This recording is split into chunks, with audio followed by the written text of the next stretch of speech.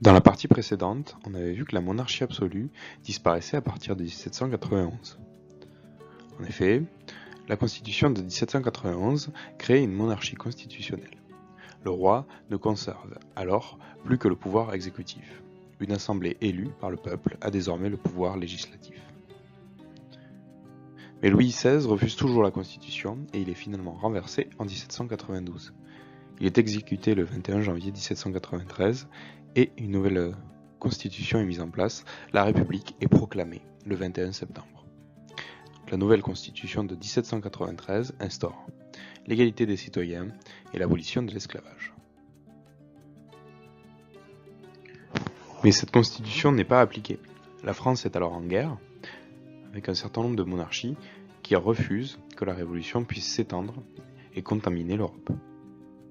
La France est donc en guerre à l'extérieur, mais également à l'intérieur. Et les révolutionnaires mettent en place une politique de la terreur menée par Robespierre pour sauver la République de ses ennemis.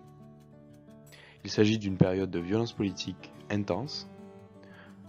De nombreuses personnalités politiques sont exécutées, considérées comme des traîtres.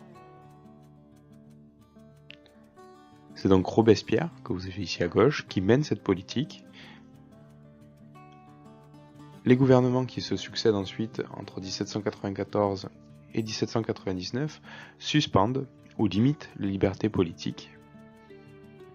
Finalement, le coup d'État du général Bonaparte, puis l'instauration du Premier Empire, donne à Napoléon l'essentiel du pouvoir.